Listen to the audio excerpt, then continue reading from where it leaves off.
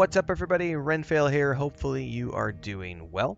We are diving into the Ultimate Beginner's Guide to Companions in this video, talking about all of the companion-related perks, how to upgrade your companions, the abilities, so on and so forth, what you might want to consider when you're doing your companions and how they work with you, the symmetry and everything else. So if you like that kind of stuff, awesome, you're in the right place. And if you want other guides, don't forget to check out the playlist below for the Outer Worlds 2. There's lots of tips and tricks and beginner's guides there, plus the playthrough as we go through the game, and we're live streaming. And this is the day job, so I play a lot of games. Hopefully we'll see you in some of the other things I play as well. I start every single day around 4:30 a.m. Central on YouTube, Twitch, and Kick, live streaming in all three places every single morning, and everything else happens here on YouTube. So without further ado, let's dive into companions in the Outer Worlds 2. So there are 6 companions in the game. I have unlocked 5 of them. There's still one I haven't gotten to yet because I'm about 30-ish hours into the game right now, still working my way through. And I figured this was the perfect point to actually kind of jump in because I just recently finished up Marisol's companion quest, which means I have an upgrade available. So it was like, this is the perfect chance to actually record a video about this. So when you start at the beginning of the game, you're only going to have access to a couple of companions. The rest of them will be unlocked through following the storyline through the game and just following the quests. So keep an eye out. You will find all of them. Tristan was a little off the beaten path, but everybody else was pretty evident when you get to them. And when they start off, they're all going to be at their basic levels, meaning you don't have access to any of the perk points when you first get going, but as you level up, you're going to be earning perk points at refuel levels. As this, you're at level 5, you get a perk point. At level 10, you get a perk point. At level 15, you get a perk point, so on and so forth, with a max of level 30. So as you go through here, you will be able to select one of 2 things for every single character as you go through. So every time you get to one of these tiers, you'll pick, and then once you've selected, you will commit to that and go forth. And every character does things differently. Now, I've not actually chosen anything for Niles for the next one, so I can actually show you what that looks like here. I get the choice between a cloaking device for his armor, which he camouflages so he drops to half health. Or I could have him do self-repairing armor. Now, I like him as a tank, so I actually want him to have the self-repairing armor, which also gives him 9 armor rating. So I'm going to select that, and then it immediately wants me to apply it to then say, hey, you're about to confirm this. You cannot undo point allocation after confirmation. So there is no respecking here. Once you've selected something, you are locked in. So you need to make sure that you're committed to this before you continue.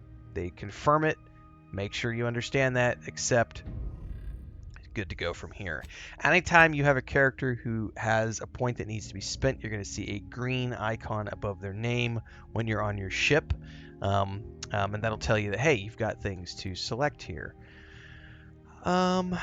This is immediately clears all hostile status effects, heals you for a small amount, or we can have her healing you for a small amount, increase your melee damage. I don't care about melee damage, so the clearing all hostile effects sounds the most useful to me. We'll apply that. I definitely want to apply that. We have Tristan, who I've never, ever used. I'm not going to worry about spending points on him right now because he does not mix with my role-playing style. And this is one of the things to understand about companions is that companions in this game can and will leave your party if you make decisions that are absolutely against their beliefs. So it is very important to understand that if you want to keep all the party members in your party, you have to be thinking about their needs and wants as you go through the game. It's a pretty cool thing when you come across a game where it has a companion system where it's like, hey, you did something so against my reasons for being here that I'm going to leave your party. So keep that in mind. I have not used him because I'm playing like a renegade sort of smuggler character who doesn't care about any of the different factions.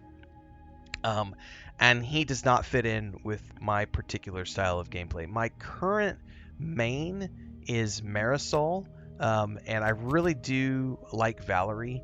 a lot. I've been using Inez at the moment because we're on a planet where Inez has a side quest. I was using Niles and Valerie for a long time. Niles is a badass tank. Tristan is also a tank. He's just a different type of tank. Valerie does heals. Inez can sort of do heals. And Marisol is just straight up DPS. The other companion I haven't gotten yet, so I can't speak to her. I'm pretty sure she's DPS. But anyway, that's how to spend your perk points. And from there, we could talk about having upgrades available.